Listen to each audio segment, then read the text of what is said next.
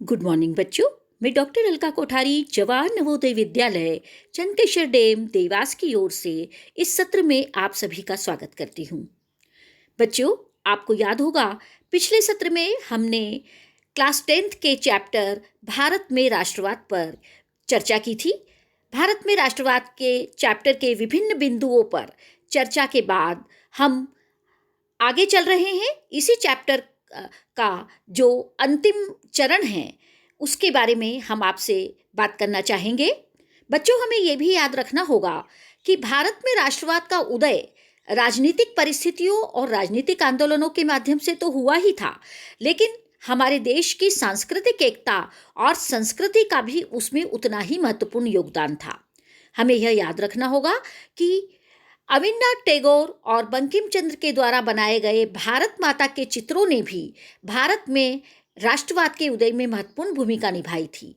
साथ ही विभिन्न नेताओं द्वारा, विभिन्न सामाजिक सुधारकों द्वारा और अन्य लोगों के द्वारा भारत के इतिहास से विभिन्न लोक कथाओं को एकत्रित करना, भारत के जननायकों की विभिन्न जनश्रुतियों को एकत्रित करना और उन्हें लोगों के बीच में ले जाना, उसे लोकप्रिय करना, हमारे प्राचीन इतिहास, हमारे प्राचीन अतीत के गौरव से लोगों को परिचित कराना, ये सब भी वो सारे कदम थे जिन्होंने भारत में राष्ट्रवाद को मजबूत किया और हम हमारे नेताओं के नेतृत्व में हमारे आज़ादी के इस आंदोलन को सफल बना पाए।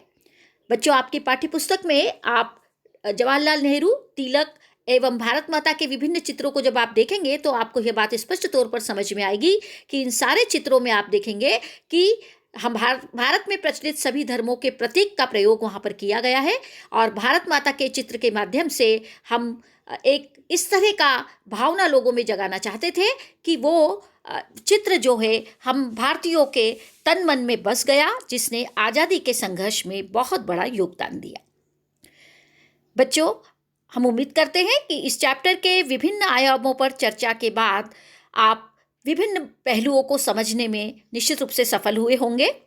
चैप्टर के कुछ रोचक तथ्यों की ओर हम आपका ध्यान दिलाना चाहेंगे।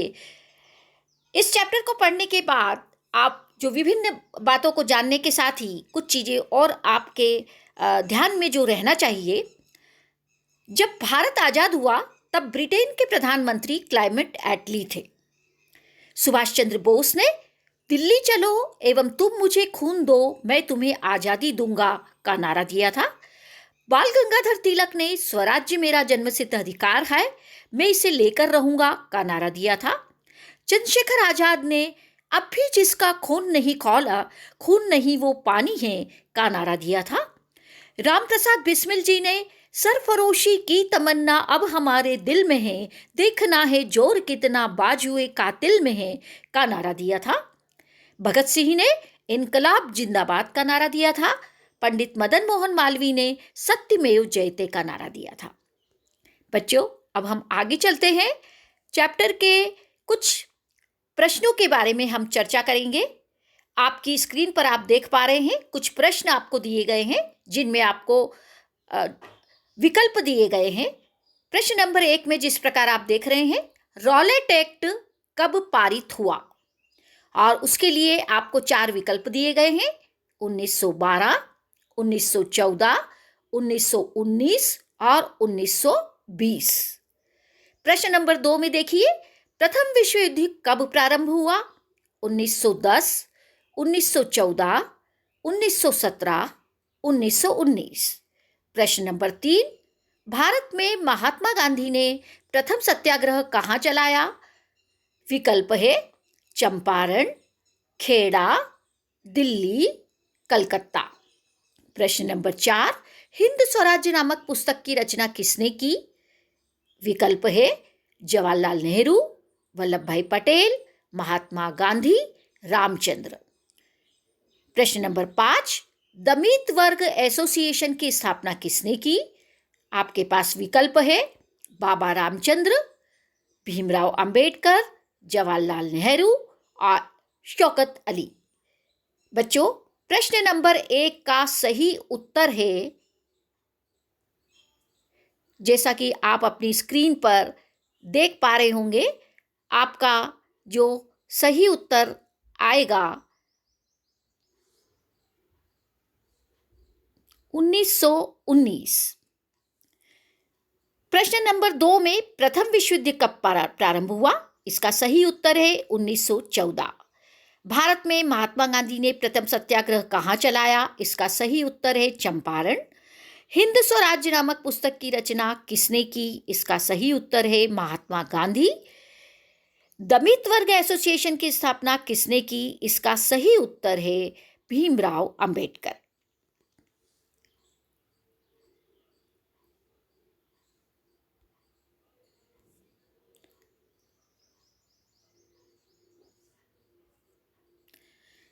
बच्चों, आगे चलिए, हम देखते हैं कुछ रिक्त स्थान हमारे सामने हैं। देखिएगा, कांग्रेस ने रिक्त स्थान अधिवेशन में पूर्ण स्वराज्य की मांग की। अगला देखिए, 1885 में गठित कांग्रेस के प्रथम अध्यक्ष रिक्त स्थान थे। फिर देखिए, मुस्लिम लीग की स्थापना सन रिक्त स्थान में हुई। फिर देखिए, 1919 में शौकत अली व मोहम्मद अली ने आंदोलन की रिक्त स्थान आंदोलन की शुरुआत की। फिर देखिए, रिक्त स्थान में सविनय अवज्ञा आंदोलन रिक्त स्थान में वापस ले लिया गया। अब जब हम इनके उत्तर की बात करते हैं, आप अपनी स्क्रीन पे देखेंगे अन्य प्रश्न भी आपके सामने आ रहे हैं। भारत, सबसे पहले रिक्त स्थानों में जो पहला उत्तर आपका सही उत्तर आएगा, जो आपका इससे संबंधित था कि कांग्रेस ने किस अधिवेशन में पूर्ण स्वराज्य की मांग की थी? 1929 में लाहौर अधिवेशन। इसके बाद 1885 में गठित कांग्रेस के प्रथम अध्यक्ष कौन थे? इसमें आप लिखेंगे व्योमेश चंद्र बैनर्जी। उसके बाद मुस्लिम लीग की स्थापना सन में हुई थी, आप लिखेंगे 1906। उसके बाद 1919 में शौकत अली एवं मोहम्मद अली ने रिक्त स्थान आंदोलन चलाया था, आपका उत्तर होगा खिलाफत आंदोलन। सविनय अवज्ञा आंदोलन सन में वापस ले लिया गया था।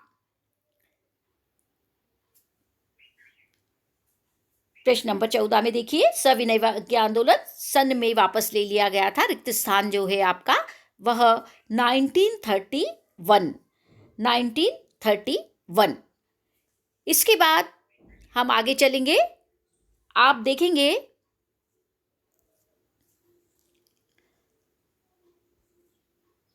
आपको अपनी स्क्रीन पे कुछ प्रश्न नजर आ रहे हैं। भारत माता का पहला चित्र किसने बनाया? वंदे मातरम गीत की रचना किसने की? कांग्रेस की स्थापना कहाँ हुई? किसके नेतृत्व में अवध किसान सभा का गठन किया गया? सत्याग्रह शब्द से आप क्या समझते हैं? स्वदेशी शब्द से आप क्या समझते हैं? ब्रिटिश सरकार ने 1857 के पश्चात प्रेस की स्वतंत्रता पर प्रतिबंध क्यों लगा दिया?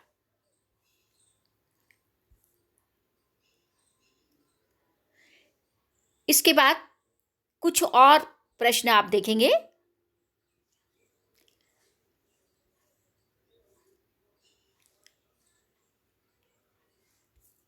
इन प्रश्नों में आप देखेंगे, असहयोग आंदोलन आरंभ किए जाने के क्या कारण थे? इस आंदोलन में समाज के विभिन्न वर्गों के हिस्सेदारी पर प्रकाश डालिए। इसके कार्यक्रम, कार्य पद्धति, प्रगति एवं अंततः समाप्ति को समझाइए।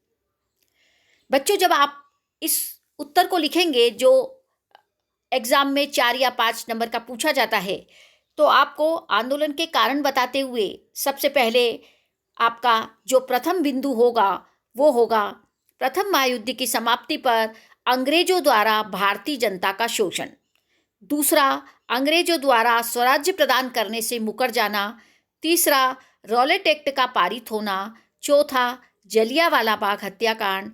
पांचवा, कलकत्ता अधिवेशन में 1920 में कांग्रेस द्वारा असहयोग आंदोलन का प्रस्ताव बहुमत से पारित। आगे देखेंगे, आंदोलन में विभिन्न वर्गों की हिस्सेदारी किस प्रकार से थी? तो विभिन्न वर्गों में हम अलग अलग इलाकों की बात करेंगे। शहरों में आंदोलन, ग्रामीण इलाकों में विद्रोह, आदिवासी क्षेत्रों में विद्रोह, बागानों में स्वराज्य, और इसकी जो कार्य पद्धति थी, प्रगति थी, उसमें हम लिखेंगे चरणबद्ध योजना प्रक्रिया। प्रथम चरण जो इसका था, सरकारी पदवियों, नौकरियों में सेना, पुलिस, स्कूलों, विद्यार्थी परिषदों व विदेशी वस्तुओं का बहिष्कार। दूसरा चरण, व्यापक स्तर पर सविनय अवज्ञा आंदोलन प्रारंभ होना शामिल था और गांधी जी द्वारा चौरी चौरा में हुई हिंसक घटना के फलस्वरूप आंदोलन वापस ले लिया गया।